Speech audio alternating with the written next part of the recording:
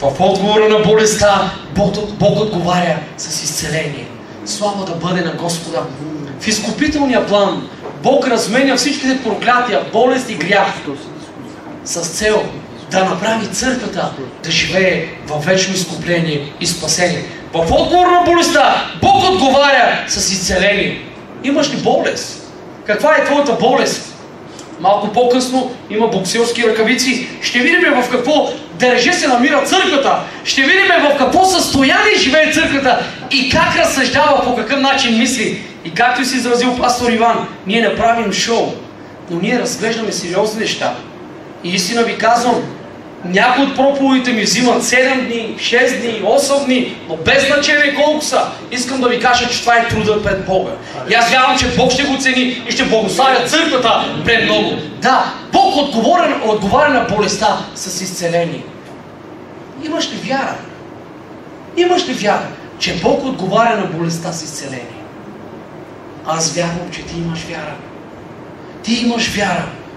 Ние си мислиме, че вярата е една голяма скала, която не може да влиза в нас. Не. Вярата е добрата изповед пред Бога. Господи, аз не, но Ти може да изцеляваш. Господи, аз не, но Ти може да възкресяваш. Господи, аз не, но Ти може да прощаваш. Господи, аз не, но Ти може да благославяш. Господи, аз не, но Ти може, Господи, да помогнеш на тези, които имат нужда. Бог отговаря тази сутрин на нашите болести с изцеление. Само църквата трябва да вярва в това, за да бъде истински благословена от Бога.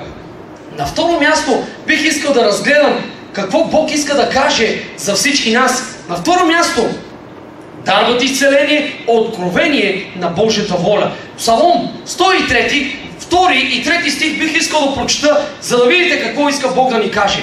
Благославяй, душе моя, Господа, и не забравяй ни едно от всичките му благодеяния. Той е! Не е Бойчо, не е Ванчо, не е Хлебар, не е Румен, не е никой. Той е Исус Христос, който прощава всичките ти беззакония. Изцелява всичките ти болести. Каква болест имаш? Каква болест имаш, не зная. Но това, което знам тази сутрин, че Бог прощава всичките ти беззакония. Изцелява всичките ти болести. Каква болест избираш да имаш?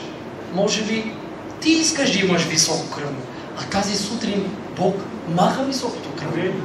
Вярваш ли? Ти искаш да имаш разширени вени. Каква болест имаш? Разширени вени аз имам. До кога? Ти какво имаш? Каква болест имаш? О, инфаркт. Втори инфаркт. Чакам трети. Чакам трети! Какъв инфаркт чакаш? Твой ли е инфаркта? Христос те простил, изцелява болестите ти. Коя болест си избираш да имаш? О, църквата днес избира. От какво си болен? Нискокръвно имам. Цял живот нискокръвно. Цял живот нискокръвно. Какво става? Не съм пил кафе. Трепена. Умирам. Дайте кафе. Избираш болестта.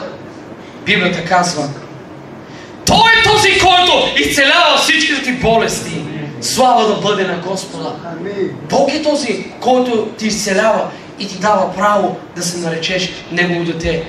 Бог няма да ти остави нито една болест, ако вярваш в Него. Вярвай в Него. Практикувай Неговите чудеса и знамения. И Бог е този, който върши всичко в твоя живот. Исус в своето земно служение разкрива Божията воля на всички нас. И това може да го видим в Йоанна, Евангелието на Йоанна, 6 глава, 38 стих, се казва нещо прекрасно. Защото слязох от небето не моята воля да върша, а волята на Отца ми. И тук искам малко да направя една метка. Когато ние заставаме да се помолиме, какво казваме?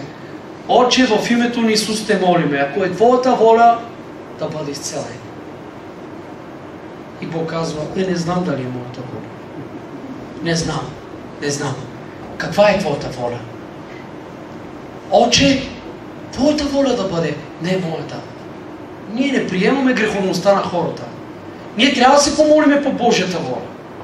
Но не в такъв смисъл. По Божията воля трябва да се молиме в святост и чистота. А не, Господи, Твоята воля ли да бъде изцелен? Защо ме създал? Защо допусна да бъда до 33 години? И сега е волята му на 34-та инфаркт. Няма такива неща. Бог иска да бъде изцелен. Бог иска да бъда благословен. Защото Той ме създал да бъда човек, който да го прослави и да го издигне. Ако е Твоята воля. Не знаем за какво използваме думата за Твоята воля. Волята на Бога е в това да бъдеш свят. Да приемеш святостта на Бога. Да живееш с нея. Да живееш с Божията чистота. Това е Божията воля. А всичко останало е прилагане. Да прилагаш. Господи, искам да бъда изцелен. И Бог ти изцелява. Днес църквата ще трябва да знае, че Исус е слязал от небето, за да изпълни волята на Отца му.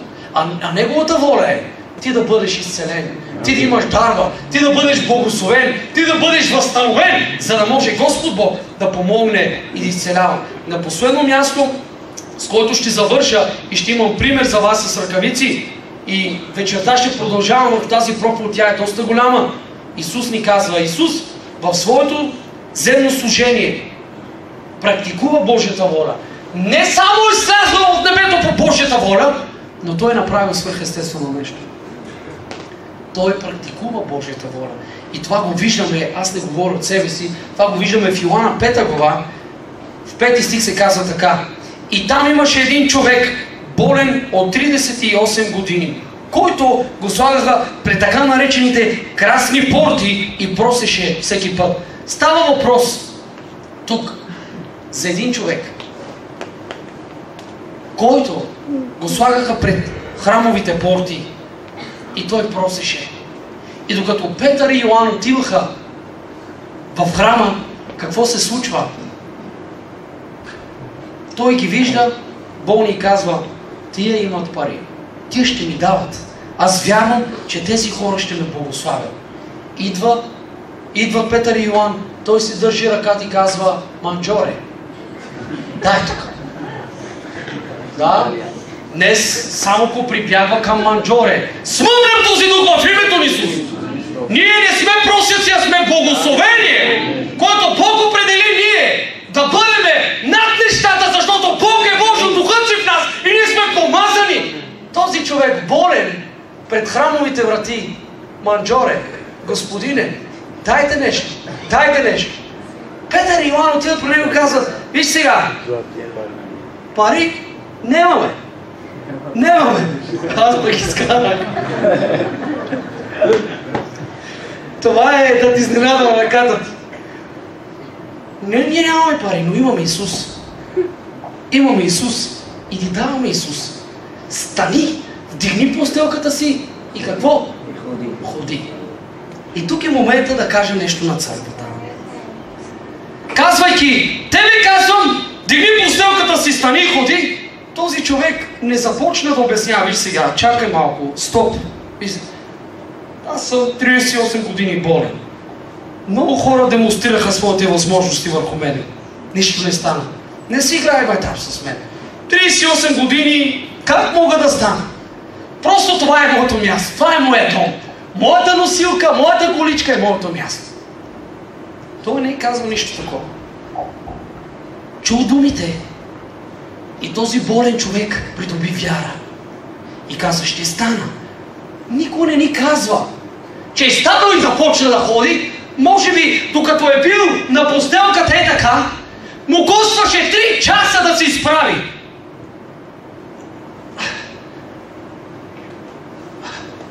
Едва ставаше. Но обаче вярва в думите, стани, дигни постелката си. Продължава да се изправя. Продължава, става, изправя се, може би от 38 години да не ходиш, какво става с тебе? Ти не знаеш дали имаш крака, ръце, глава, не знаеш какво става. Този човек става и започва да танцува. Първия брейк оттам излиза. Започва да мърда. Държи се. Вдига постелката и казва, ти не ми трябваш, аз имам Исус. Аз имам Исус, Той ми изцелява. Имаш ли Исус да ти изцелява? Или имаш постелка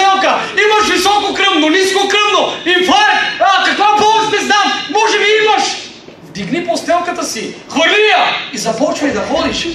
Днес църквата не практикува Божите чудеса и знамения, защото не знае каква сила притежава. Ще помоля моя спаринг партньор Селятин да дойде тук, за да покажем нещо. Това не е майтап. Вземи си ни ръкавици, професионалните са за мене. Това са професионални ръкавици на брата Леко.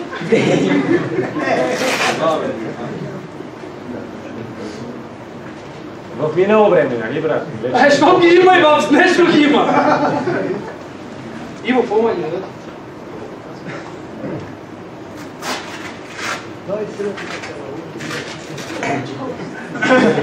О, помазан човек е, внимавай.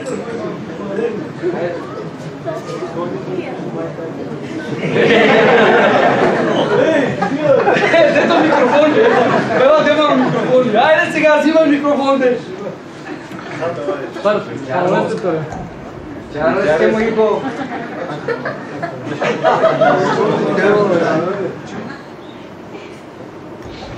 Халелуя!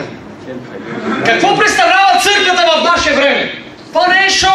Това не е шоу, това е самата истина. Църквата днес представлява нещо следно. Бог ни даде своя дух.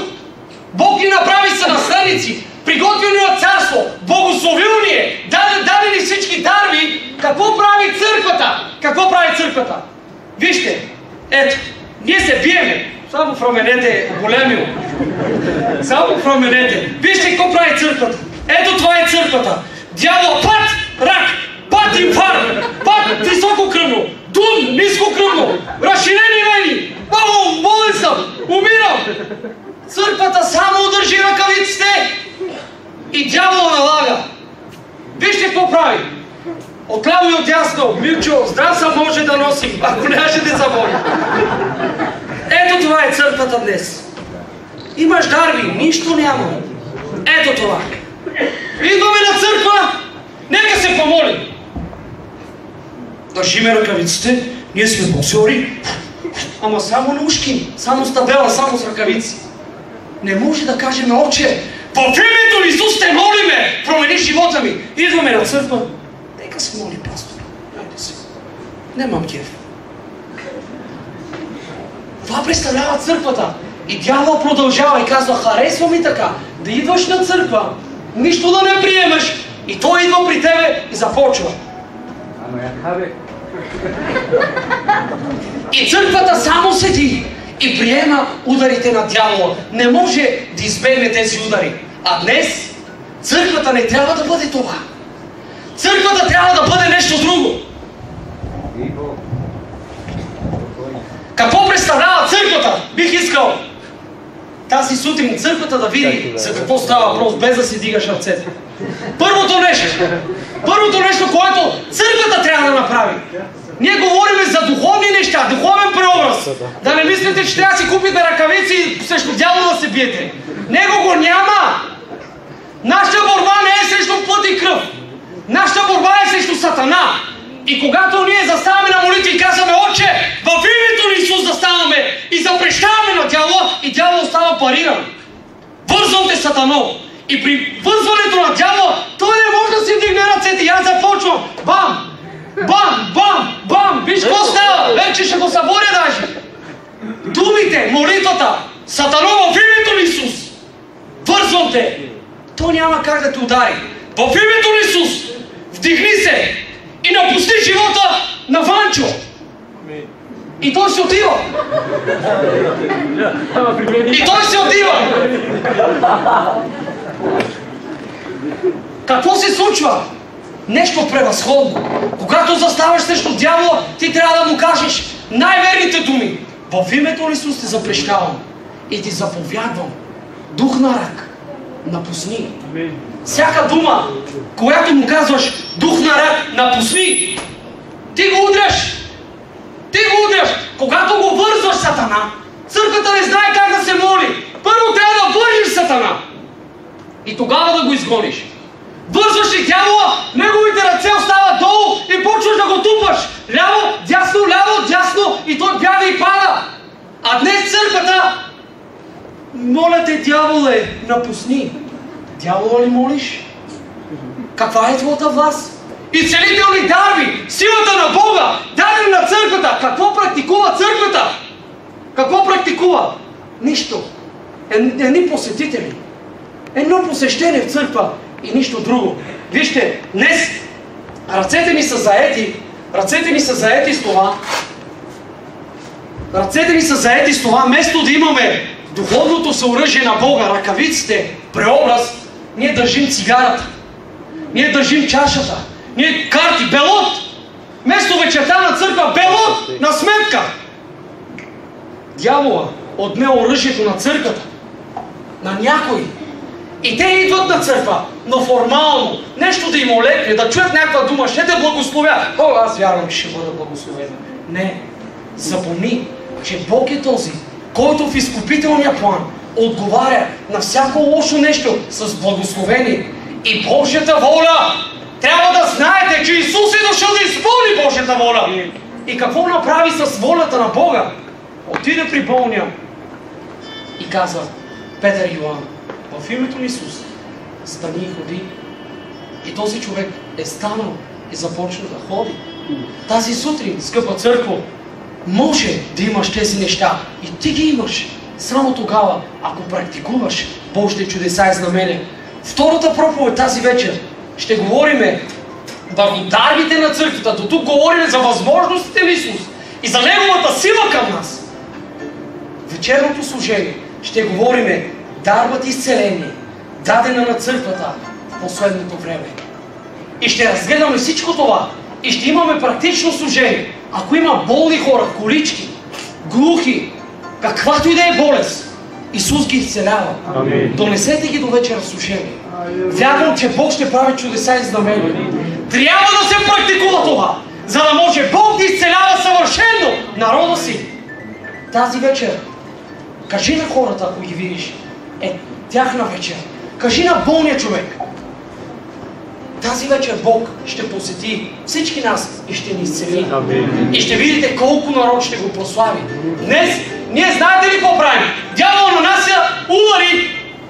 Ние стоиме и нищо не правиме. И не само ни трупа с болести, а и почва да ни бърка в джоба. Лекарства. Операция. И ние седиме. Какво брат? Аз съм вярваш. Продължава. Рушвет. За да ни изцеляват. Бог е силен. Бог е мощен. И тази сутрин казвам на църквата в името на Бог, с голяма болка, Бог е дал своите дарби на своята църква. Имаме ли тези дарби? Изпитвай себе си. И ако нямаш тази дарба, искай. Но ако си я запушил, отпуши я и започвай да се молиш. Бог те благославя. Бог ти изцелява. Бог те възстановява. Не човека. Бог да ви благослови. Пастор, заповядай. Че Словото е за нас. И аз те моля тази сутрин ти да благословиш твоят народ да приеме това Слово. Да вярва в това Слово. И аз вярвам, че мнозина от нас ще бъдат изцелени. Благодаря ти за брат Бойчо, благослави го и винаги всякога го употреби начинът, по който го на тебе около. Благодаря ти, Исус.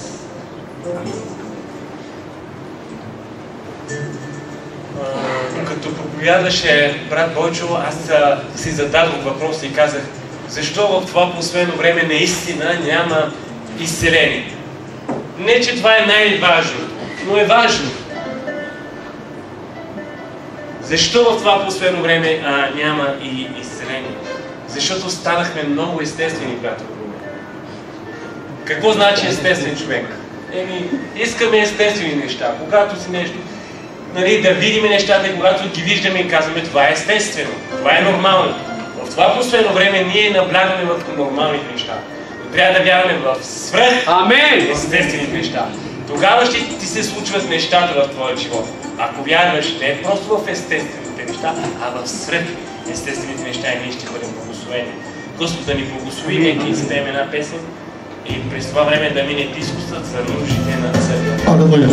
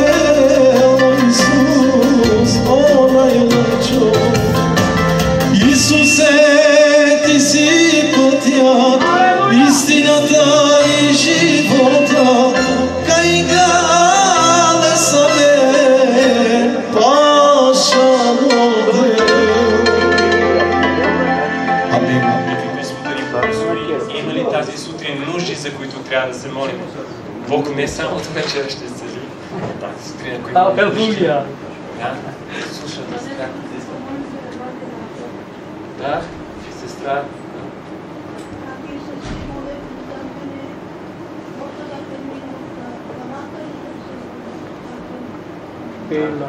Ние ще се молим. Има ли други нужди, за които трябва да се молим?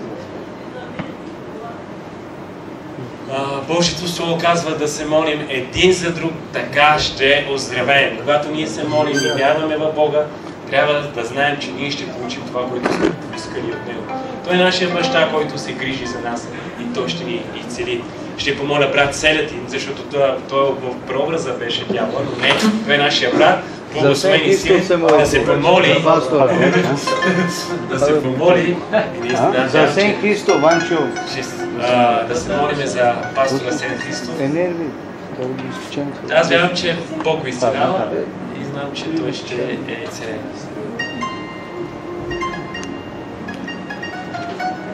Благословен да бъде святи наш.